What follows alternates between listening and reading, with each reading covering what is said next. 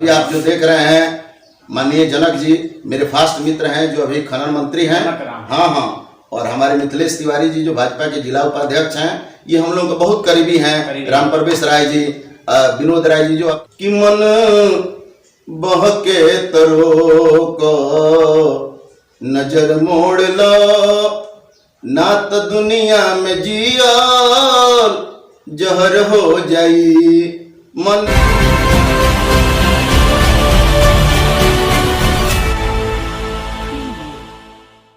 नमस्कार, मैं विकास और आप देख रहे हैं समाज भारत। आज मैं आया हूँ सिधवलिया प्रखंड के क्षेत्र संख्या 28 में और यहाँ के भावी जिला पार्षद प्रत्याशी कौशल्या देवी और उनके बेटे हमारे साथ बैठे हुए हैं। हम उनसे बातचीत के दौरान जानेंगे कि यहाँ पे उनकी मतलब क्या मुद्दा है जिससे वो चुनाव लड़ रहे हैं। सबसे पहले आपका स्वागत है हमारे साथ प्रोग्राम में। जी, आपको भी बहुत बहुत धन्यवाद। मेरा नाम रविकांत हुआ और मुझे सुधन जी के नाम से भी लोग यहाँ जानते हैं। जी, मैं यहाँ पे एक समाज सेवी हूँ, लेकिन मेरी माता जी यहाँ की भावी जिला पार्षद उम्मीदवार हैं। जी जी। तो हम लोग बहुत पहले से मेरे यहाँ पे बाबा जी ग्राम पंचायत के भूतपूर्व मुखिया रहे हैं, जिनका नाम मैं लेना चाहूँगा, स्वर्गीय श्री गणेश राय मुखिया, जिन्होंने अपने सेवा काल में उन लोगों की सेवा की है, गरीबों की, दलितों की, जो वंचित लोग थे, किसानों की, उन्हीं के बीच में रह करके उन्होंने सेवा किया। और आज ये पूरी समाज मुझे तो चुन ही रहे हैं और पूरी समाज ये चाहती है कि इनके परिवार के कोई आए। हम लोग बहुत दिनों के बाद इस चुनाव में हम लोग आए हुए हैं। हमारे बाबा जी का देहांत हुए लगभग 20 बरस हो गए। कब मुखिया थे वो? वो 1972 से लेकर 1996 तक कब तक रहे? कंटिन्यू रहे, जब तक जीते, लगभग 27 साल तक वो अपनी सेवा काल में रहे लगातार। तो आज ग्राम पंचायत की जनता या क्षेत्र की जो भी जनता है, वो कई बार हमारे यहाँ आकर के उन्होंने संपर्क किया कि आप केवल समाज सेवा करते हैं और मैं चाहता हूँ कि आप इस चुनाव में भी आप लोग आएँ। तो जनता के सुझाव पे और उन लोगों का जो भी सुझाव है उस पर हम लोग आए हैं। तो क्या मुद्दा लेकर इस बार चुनाव लड़ रहे हैं?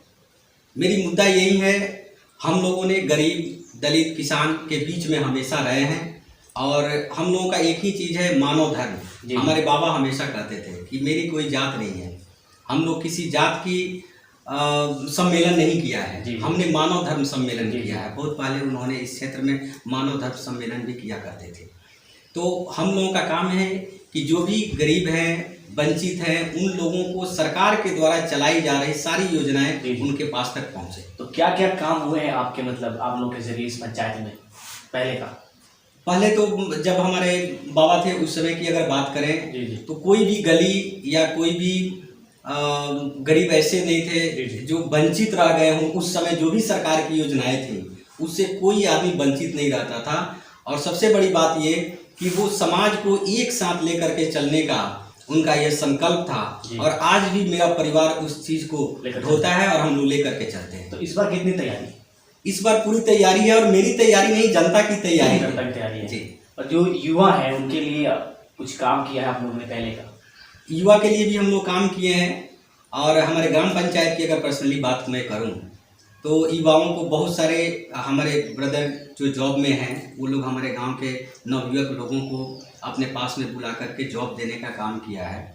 और जब हम इस फील्ड में आए हैं, पहले भी किया करते थे, तो मेरा एक उद्देश्य रहेगा कि जितने भी नवयुवक हैं उनको स्वरोजगार मिले। जो आज सरकार की योजनाएं चल रही हैं, आत्मनिर्भर भारत की बात हो रही है, वो पूर्ण रूप से आत्मनिर्भर भारत हमारे क्षेत्र संख्या 28 में वो उतरे। जी। आगे आप मतलब इसके पहले कोई जॉब में थे? जी, मैं ह्यूमन रिसोर्स मैनेजर था, मानव संसाधन प्रबंधक। कहाँ पे? मैं टाटा मोटर्स में जी। और राजापट्टी कोठी में एक आपको डिस्टिलरी प्लांट है, उसमें मैंने लगभग 4.5 साल तक वहाँ जॉब किया। और मैं इसलिए इस फील्ड को भी चुना कि मानव संसाधन प्रबंधक के तौर पे रह करके मुझे पता है कि मानव को रियल में उसको संसाधन चाहिए क्या, इसलिए मैंने इस फील्ड में आया और मुझे पता भी चल जाता है कि लोगों की ज़रूरत क्या है। जी। और फिलहाल क्या करते हैं मतलब?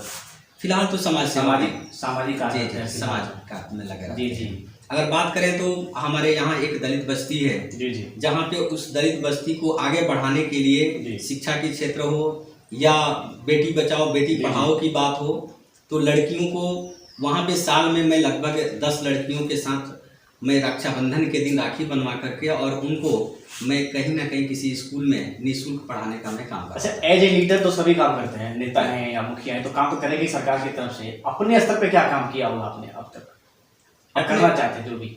अपने स्तर पे मेरा काम ये है कि शादी ब्याह वगैरह में हेल्प करना या फिर जो भी है।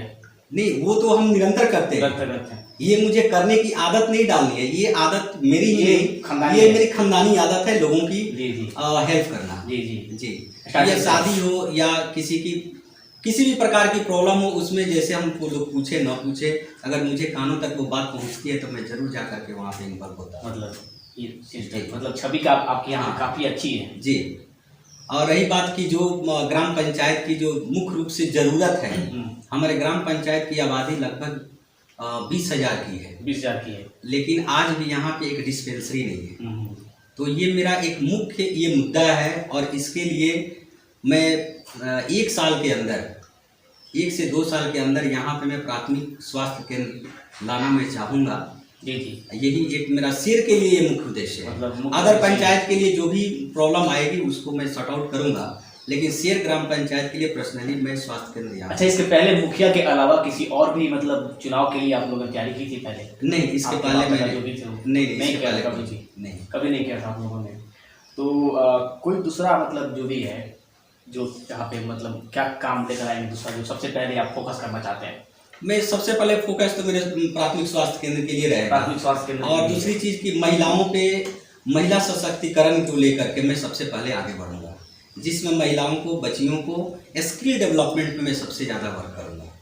और जो आपके यहाँ मुखिया प्रत्याशी फिलहाल उन्होंने क्या नलजल वगैरह जो भी है ये सब सही चल रहा है उनके? अब उनके द्वारा काम किए गए, आपको ही ध्यान देना पड़ेगा ये सब। जी जी, ये काम अच्छे भी हुए हैं, ऐसा नहीं है। और हम तो चाहेंगे कि ये सारे सवाल उनसे पूछें, लेकिन मेरे हिसाब से सवाल जो भी मुखिया जी यहाँ पे काम किए हैं उनसे व्यवहार सही है। हाँ, उनसे सबसे व्यवहार मेरी यहाँ पंचायत में किसी से मेरी व्यवहार खराब नहीं, सभी अच्छी है, व्यवहार वगैरह सब कुछ सही है। तो और कुछ कहना चाहेंगे आप अपने यहाँ के 28 मतलब क्षेत्र संख्या 28 के लोग हैं? मैं क्षेत्र संख्या 28 की सभी जनता जनार्दन से मैं आग्रह करता हूँ कि एक ऐसे समाज सेवी को चुने जो आपके बीच में रह करके आपकी सेवा के लिए, आप खुद, मैं नहीं, मेरे परिवार जो हमेशा आपके लिए लड़ते रहा, आपके अधिकार के लिए लड़ते रहा, आपको सम्मान दिया, तो एक बार जरूर वो देखे कि जिस प्रकार हमारे स्वर्गीय श्री गणेश राय मुखिया जी ने यहाँ पे काम करके गए वो हम कर पा रहे हैं या नहीं।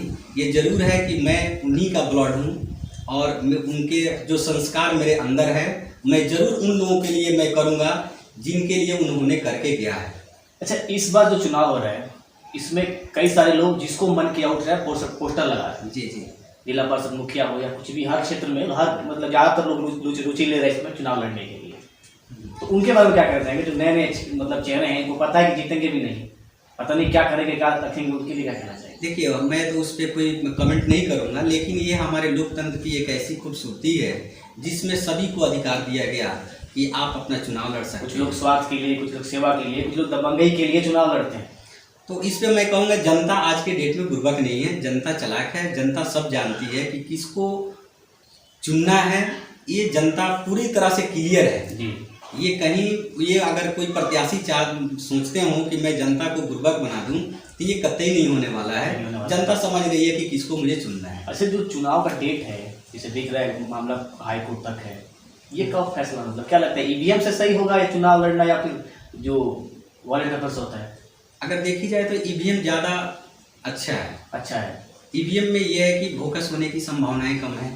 सही बात है नहीं, और एक नई टेक्नोलॉजी है जो हमारे एमपी और विधायक के लिए वो चीज़ को लाया जाता है, वो ग्राम पंचायत में भी लाया जाता है। अच्छा, तो ऐसा भी होगा कुछ लोग जैसे कि एक पंचायत में 6 मतलब लगेंगे कम से कम ईवीएम वगैरह लगाया जाएगा। जी, एक पंचायत में कुछ महिलाएं होंगी जिनको पता भी नहीं चलेगा कहाँ क्या करना है। हो सकता है कुछ लोग केवल मुखिया को वोट दे दें, अगला ना दे, फिर ऐसा नहीं, ऐसा तो नहीं। सरकार जरूर इसके बारे में कुछ ना कुछ सोचेगी और रहना पड़ेगा वहाँ पर उनके हेल्प। जी, वहाँ पे सरकार की मेरी जहाँ तक सुझाव भी अगर रहे तो मैं सुझाव ये देना चाहता हूँ कि वहाँ पे एक ऐसा रिप्रेजेंटेटिव लगाया जाए जो एक आदमी एक ईवीएम पे बटन दबाए तो सब पे बटन सब दबाया पे जाए बटन दबाया। और ये जरूर कहा जाए कि ये जिला परिषद के लिए है और ये अन्य जो भी पद है उसके लिए जी बताया जी जी। indicate तो किया। क्या लगता है डेट इसका आगे बढ़ेगा या फिर सेम डेट पे होगा? नहीं लगभग सेम डेट पे होगी, इसकी सुनवाई सरकार कब तैयारी। सुनवाई कब है? और सुनवाई तो बहुत जल्दी होने वाली है। बहुत जल्दी होने वाली है, मतलब डेट का कोई फिक्स नहीं, आगे नहीं, डेट बढ़ेगा का फिक्स पीछे नहीं है, रहेगा? ये कोर्ट का मामला है, कोर्ट तो अपना तय करेगी।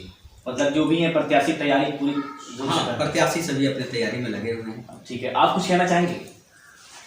सबसे पहले तो मैं समाज भारत के न्यूज चैनल के ऑर्गेनाइजर विकास जी को तहे दिल से हार्दिक अभिनंदन वंदन स्वागत करता हूं और ईश्वर से यही कामना करता हूं कि आप इस क्षेत्र में बहुत आगे तक जाएं। जी यही मेरी तहे दिल से शुभकामना है। इतना ही नहीं, कहा गया है कि रात उदास होगी तो चांद भी दुहाई देगा। रात उदास होगी तो चांद भी दुहाई देगा, सपनों में आपका चेहरा दिखाई देगा। ऐ जलवे जरा सोच के बिखेरना, क्योंकि आपका एक आंसू भी गिरा तो वो भी मुझे सुनाई देगा। आप एक वो सिंगर भी भी मुझे हैं, सुनाई देगा। गजल वगैरह भी गाते हैं। कहाँ का अब तक आपने कहाँ किस लेवल तक आपने अभी अभी तक संगीत के क्षेत्र में एज ए मैं व्यास का काम किया हूँ और व्यास ऐसे भी चलचित्र कलाकार होता है। जी जी। एक व्यास सभी तरह के गीत संगीत को जनता के सामने परोसता है। तो मेरे अनुभव में अभी तक तो आप बिहार है, अदर प्रोविंस में भी आप जा करके पता कीजिएगा कि बबलू तिवारी व्यास तो लगभग जनता का आशीर्वाद प्राप्त है। लोग मुझे कहीं ना कहीं जरूर जानते हैं। कोई चुनाव भी लड़ रहे हैं? अभी तो मैं फिलहाल पंचायत राज शेर में बीडीसी पद हेतु अभी हम भावी प्रत्याशी हैं। क्षेत्र संख्या 1 से 8 तक मेरा जी। क्षेत्र है। क्या मुद्दा है आपका? मेरा मुद्दा तो सबसे पहले ये है, आपका जो क्षेत्र है सिंगिंग का लाइन है, तो कुछ ना कुछ क्या देखा आपने जिसको देख के आप चुनाव लड़ रहे हैं? हाँ, मैं चुनाव इसलिए लड़ रहा हूं कि समाज में मुझे कुछ विसंगतियां दिखाई दी जी जी। और समाज में जो संवैधानिक रूल्स बनाए गए हैं नेता को सेवा करने का, जी जी। वो मुझे नहीं दिखाई दे रहा है। अच्छा, यही मुद्दा है। तो मेरा ये अपना विचार है कि जो संवैधानिक अधिकार नेता को मिला है जनता का सेवा करना, उसी उद्देश्य से मैं इस समाज में आया हूं और ईश्वर से यही प्रार्थना करूंगा कि मुझे पद से कहीं विचलित नहीं करे, ताकि मैं जनता की सेवा कर सकूं। क्योंकि मैं देख रहा हूं यहाँ सभी लोग लगभग इस रूल से, इस नियम से भटक चुके हैं। तो पहला आपका फोकस किस चीज पे है? पहला मेरा फोकस है मेरे 1 से 8 तक जो क्षेत्र संख्या है, वार्ड नंबर, उसमें जल जमाव की बड़ी समस्या है और लोगों का नाली की समस्या है, जो पानी निकासी नहीं हो रहा है। तो सबसे मेरा पहला फोकस होगा, अगर जनता का आशीर्वाद मुझे प्राप्त हुआ तो मैं सबसे पहले इस पर फोकस करूंगा कि हर वार्ड से नली के माध्यम से पानी का निकासी करा दूं। ठीक है, आप कुछ सुनाएंगे, कुछ गाना वगैरह कुछ सुनाएंगे कोई, मतलब पंचायत जो भी आपके क्षेत्र हैं उनके लिए कुछ चुनाव लेवल पे सुनाइए। अब क्या सुनाए, मैं तो यही अभी तक अनुभव किया हूं कि मानव से बड़ा कोई धर्म नहीं है जी। तो दूसरे के दर्द को समझना ही मानवता है। जी जी। कहा गया है, पराया दर्द जो अपनाए उसे इंसान कहते हैं, पराया दर्द जो अपनाए उसे इंसान कहते हैं, किसी के काम जो आए उसे इंसान कहते हैं। यही मेरी सोच है, यही मेरी लालसा है कि समाज में जो एक विसंगति है, बड़े छोट, ऊंच नीच, ये सारे चीज़ों का मैंने इसका पालन किया है। मैं और ये रविकांत जी सामाजिक कार्यकर्ता, हम लोग फगुआ महोत्सव जो हम लोगों के यहाँ होता है, सबसे पहले हम ही और ये हैं जा करके दलित बस्ती में हम लोगों ने फगुआ किया। उसके बाद जिसके यहाँ लोगों के विचार के अनुसार नहीं बैठना चाहिए, उनके यहाँ नहीं खाना चाहिए, हम लोग उनके यहाँ खाना खाते हैं, ताकि ये जो एक कड़ी समाज में बनी हुई है इसको तोड़ी जाए। और मेरे दरवाजे पर जो भी आता है वो मेरा देवतुल्य होता है और मैं अपना चेयर छोड़ करके पहले उसे बैठाता हूँ और उसको मान सम्मान देता हूँ, इसलिए कि आप यदि किसी को मान सम्मान नहीं देंगे तो आपको मान सम्मान नहीं मिलेगा। इस बार होली में आप लोग क्या प्लान बना रहे हैं कुछ?